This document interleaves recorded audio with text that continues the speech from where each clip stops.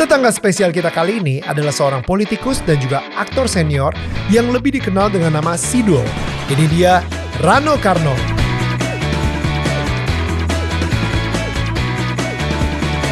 Tumbuh dari keluarga yang sederhana dan berkat darah seni yang mengalir dari sang ayah, Rano Karno sukses menciptakan karakter Sidul anak sekolahan.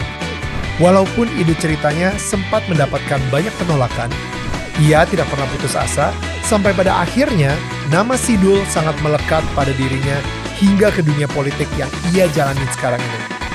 Inilah dia kisah tetangga kita. Hai, ini gua Daniel, tetangga kamu. Yuk kita mulai. Hai semua tetangga yang gue sayangin dan gue cintain, kembali lagi di Daniel Tetangga Kamu. Dan seperti biasa di sini tempatnya kita ngobrol sama tetangga-tetangga kita tentang life journey dan spiritual journey-nya mereka. Nah, seperti biasa gue juga pengen ngingetin kalian kalau misalnya kalian adalah tetangga kita, jangan lupa untuk klik tombol subscribe. Dan kalau misalnya kalian pengen menjadi anggota atau bagian dari tribe kita, makanya beli dong merchandise-nya. Ini ada official merchandise dari kita yang gue lagi pakai sekarang ini, lengkap dengan logo Daniel Tetangga Kamu. Dan kalian bisa ngedapetinnya, di sini ada QR code yang akan membawa kalian ke online shop kita. Dan kalau misalnya udah dibeli, dipakai, diupload juga ke sosmed, tag @DanielManantaNetwork supaya kita bisa repost semua yang kalian posting juga. Oke, kalau misalnya kalian sendiri juga lebih suka dengerin ini secara audio, jangan lupa untuk cek Spotify kita, langsul follow Daniel Tetangga Kamu. Anyway, tetangga kita yang sangat spesial hari ini, the one and only Rano Karno. Wow, Bang Dul, guys, Bang Dul. Halo. Oh man. Halo. Ini. Yang pasti begini. Ya. Aku sebagai tetangga kamu yang baru. Yes. Aku mau beli baju kamu 4 biji. Widih. Buat istriku sama 2 anakku. Oke, sold. Nanti kita kirim ke rumah. Iya dong. Rumah ternyata gak terlalu jauh dari sini jauh, ya? saya di Lebak Bulus kok. Iya, Nggak, jadi deket. kayaknya saya bisa anterin secara pribadi juga. Nah, boleh mampir sekalian mampir ke warung. Pastinya. Oh iya, ada warung Dul juga di Iya, situ ya. betul. So, Ya. Bang Dul, ini jujur sebuah kehormatan banget karena sebenarnya ya, dulu itu sebelum saya pindah ke Australia, itu sinetron favorit saya sama papa saya, mama saya nontonin Sidul anak sekolahan. Iya. Waduh, beneran deh. Itu lagunya sampai kita ingat semuanya. Ketika mau dikus dari muncul kita yang sama-sama, oh cantik banget gitu kan. Jadi itu sama pokoknya kita benar-benar terinspirasi banget gitu. Padahal saya di Pluit, saya gede itu di Pluit Daerah gitu. Pluit ya? Daerah Pluit gitu. Tapi tontonan kita Bang Dul juga dan ngobrol di teman-teman sekolahan di daerah saya yang isinya Cina Medan semua. Tapi itu benar-benar kita ngomongnya Dul anak sekolahan gitu. Iya. Itu dan sekarang saya bisa ngobrol langsung sama seorang Rano Karno, itu it's a huge honor, it's a huge privilege banget gitu. Aduh. Bang Dul, thank you banget udah. Terima kasih nih sama-sama nih. Jadi memang Sidul itu buat saya memang miracle ya. Oke. Mukjizat buat saya. Oke. Karena untuk mencapai apa yang sekarang ini, kamu nggak akan pernah imagine gitu loh. Ya. Saya nggak ada jalan untuk mencapai sukses. Saya nggak tahu apakah sekarang saya sukses, tapi menurut saya bisa memenuhi apa yang ingin saya lakukan. Wow. Ya. Tapi sukses itu buat saya jauh gitu. Oke. Karena saya minta maaf. Saya lahir dari seorang keluarga yang sangat bersahaja. Waktu itu tahun 60 saya lahir di Kemayoran, di Kepu Dalem Gang 7. Tapi saya memang lahir di rumah sakit St. Carolus. Artinya secara kesehatan keluarga saya cukup memikirkan bagaimana melahirkan seorang anak. Walaupun untuk melahirkan itu pasti saya yakin bapak saya minjem uang. Artinya tahun 60 sampai 70 itu film Indonesia nggak ada, Neil. Nah, ayah saya ini sebetulnya hanya seorang seniman. Dulu lebih banyak seniman panggung, main teater. Ya. Makanya dulu ada yang namanya Akademi Teater Nasional Indonesia atau ATNI. Oke. Karena film 60-70 nggak ada. Anda bisa bayangkan saya lahir di era itu. Wow. Jadi betul-betul saya lahir di daerah Kemayoran, nggak jauh dari Pasar Senen, dan kehidupan seniman ada di situ, dan semua hanya basicnya adalah mimpi. Nah, di tengah mimpi itulah saya menemukan satu novel dari tumpukan buku. Saya sekolah di Van Lith. Oke. Saya di Katolik sejak kelas 0 sampai 1 SMA saya sekolah di Katolik. Wow. Tapi malam Saya ngaji, artinya saya dididik seperti itu kan. Ya. Bagi saya perbedaan, saya dari kecil udah saya dididik. Ya. Makanya nggak kaget. Dan nih kalau ngeliat kalau di Sidul ada yang tokoh namanya Ahong. Ya. Karena tetangga saya adalah keluarga Tionghoa yang sangat membantu saya pada waktu saya kecil. Wow. Itu terimajinasi gitu loh. Sehingga waktu saya membaca judul novel judulnya Sidul Anak Jakarta. Itu umur saya 8 tahun. Itulah yang membuat saya selamat. Pengertian selamat, saya bisa menghargai orang tua saya tidak pernah kecewa dengan dia. Walaupun dia juga merasa dan dia tidak berusaha untuk menjadikan saya menjadi dia. Karena artinya gini, ayah saya itu sebetulnya nggak mau anaknya jadi seniwan. Karena seni waktu itu tidak bisa ngasih makan, nggak bisa ngasih makan. Gimana mau hidup kalau bagaimana mau hidup seniman? gitu kan? Makanya itulah struggle saya kecil. Makanya saya minta maaf. Saya bersyukur saya sekolah di satu lembaga pendidikan cukup disiplin. Saya belajar tentang kedisiplinan. Jujur saya dibantu oleh seorang bruder namanya Bruder Diodat. Kamu bayangin 1 tahun saya cuma bayar 6 bulan. Wow. Karena mereka tahu situasi kondisi seniman pada waktu itu. Nah sehingga saya aktif di sekolah. Wow. Saya menjadi tim paduan suara gereja. Saya terus ibu saya juga artinya kita sangat tahu bagaimana mengisi kehidupan. Itu yang membuat brand saya berjalan. Neil, saya ingin menyebutkan 2 orang sahabat saya yang mungkin satu saat kamu boleh wawancara dia. Saya punya sahabat yang namanya Hairul Tanjung. Itu satu kursi sama saya di SMP Vanlit. Ini Pak CT. Pak CT. Yang trans Pak CT. Iya. Itu teman saya. What, satu bangku? Satu kursi. Kemudian satu lagi yang namanya Profesor Renald Ghazali.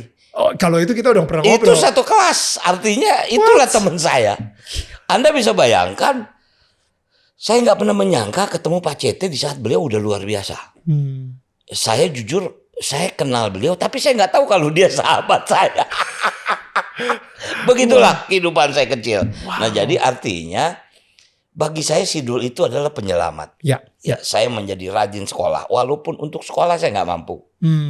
Makanya mungkin kamu kan tanya, Bang kok ada oplet? Oplet tuh buat saya imajinasi. Dulu kalau saya sekolah, saya jalan kaki. Selalu tuh oplet menjadi seliweran. Kapan saya bisa naik oplet? Kapan saya bisa naik oplet? Gitu. Itu naik oplet aja itu benar-benar kayak sebuah mimpi yang nggak mungkin saya bisa naik oplet karena saya nggak punya ongkos. Kemahalan berarti untuk sangat naik oplet kemahalan. Itulah kehidupan saya kecil. Nah jadi bagi saya itu tiba-tiba tahun 72 Syuman Jaya pulang dari Rusia. Dia membuat film judul Sidul Anak Betawi. Itu seperti saya ketiban duren, jatuh dari tangga lah ibaratnya. Buku ini udah saya baca, kemudian buku itu difilmkan.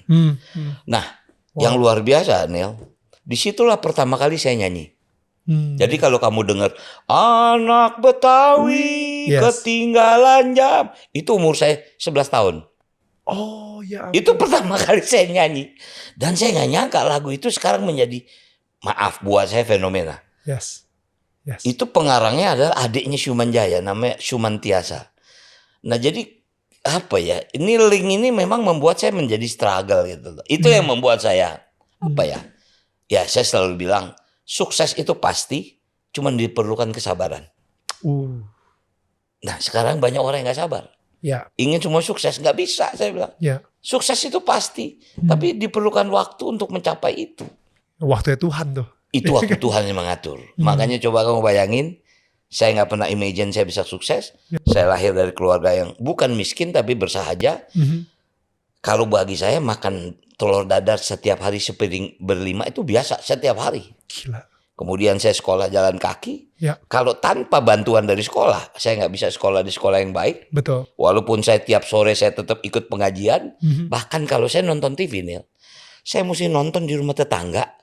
Saya punya rumah tapi nggak punya listrik. Ya ampun. Betul ini.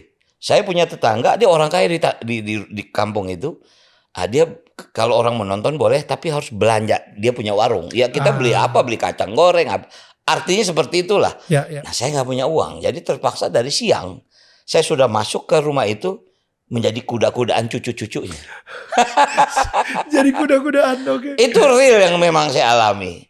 Dan saya bahagia pernah mengalami hal itu. Pastinya. Gitu. Pastinya. Dan itu emang di Kemayoran itu multicultural banget, multi budaya banget di situ. Waduh, Neil, yang namanya Jakarta Kemayoran itu boleh dibilang daerah slum. Slum. Itu daerah keras di situ. Oke. Situ Pasar Senen, Oke. sentral Jakarta. Bahkan itu yang namanya kalau kamu cari segala penjahat semua ngumpul di situ. Dan seniman semua ngumpul di situ. Makanya dulu ada sebutan Seniman Senen. Oke. Syuman Jaya, Arifin Senur, pokoknya orang-orang termasuk Harmoko, mantan Menteri Penerangan, ngumpulnya di situ. Di situ dulu ada satu bioskop namanya Bioskop Rex. Sebelah Bioskop Rex ada restoran Padang.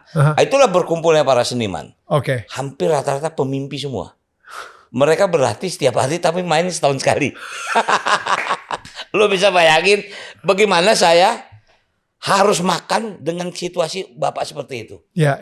Tapi saya dari kecil itu memang mungkin otak dagang saya udah panjang ya. Oke. Saya minta maaf mungkin panjang pembicaraan kita. Please.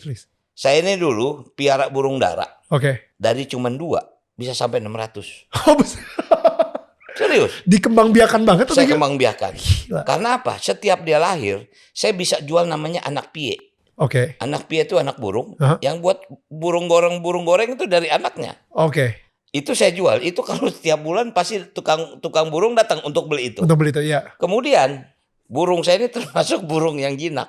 Oke. Saya tinggal nggak jauh dari pasar burung. Ya. Jadi tiap seminggu sekali saya jual yang sepasang. 2 hari pun dia pulang lagi. Jadi sampai tukang burung, lu jangan datang lagi ya. Gua tekor gara-gara beli burung lu kan.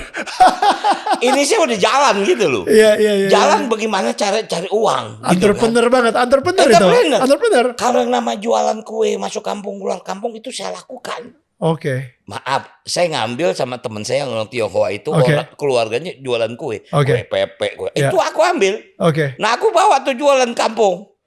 Jadi apa yang dalam buku Sidul Anak Betawi zaman dulu itu aku ikuti. Oh. Itu yang membuat aku jadi kayak sekarang kok jadi begini. Sehingga apa yang terjadi nih? Sidul anak sekolahan itu nggak ada hubungannya dengan Sidul Anak Betawi. Tapi saya terobsesi karena waktu itu Sidul Anak Betawi itu dia cuma lulusan SD. Saya protes, Sidul harus SMA. Sidul harus kuliah. Jadilah Sidul Anak Sekolahan. Udah di-upgrade tuh. Udah saya upgrade di dalam imajinasi saya. Nah, artinya saya juga nggak tahu. Sekarang Sidul itu nggak bisa lepas dari diri saya. Bahkan nama saya pun sekarang saya tambahkan. Jadi Bang Dul. Jadi Bang Dul. Iya, dan tadi saya juga ngobrol juga gitu ya. Kayak ini namanya benar-benar Bang Dul banget nih gitu. Saya panggilnya Bang Rano atau Bang Dul aja. Udah ditambahin namanya jadi Dul Rano Karno. Jadi bayangin ya, dulu kan saya pernah jadi gubernur di Banten. Iya. Nggak pernah dipanggil Pak Gub. Nggak pernah dipanggil gubernur. Dipanggil Dul, gue gubernur nih. Udah jangan Pak panggil Dul aja dekat. Wow, oke. Itu sama kayak sekarang saya masih merasa VJ Daniel yang di MTV ini itu yang merubah hidup saya banget. Sampai hari ini saya masih pakai VJ itu. Saya taunya itu. Iya, MTV-nya udah mati di Indonesia. VJ itu masih ada gitu. Jadi memang kayaknya sesuatu yang benar-benar merubah jalan hidup kita banget sih. Betul. Sidul ini lahir dari sebuah pemikiran pada waktu saya ada di Mekah. Oh wow. Saya bertanya apa yang mesti saya bikin? Apa yang mesti saya bikin? Saya yakin saya tidak bilang itu suara Tuhan, tapi ada orang yang memanggil saya, Dul. Wow. Saya nyender, ngeliat gitu, mikir, saya mesti lakuin apa sih, mesti kerja apa ini? Apa yang saya mesti bikin? Tiba-tiba, Dul.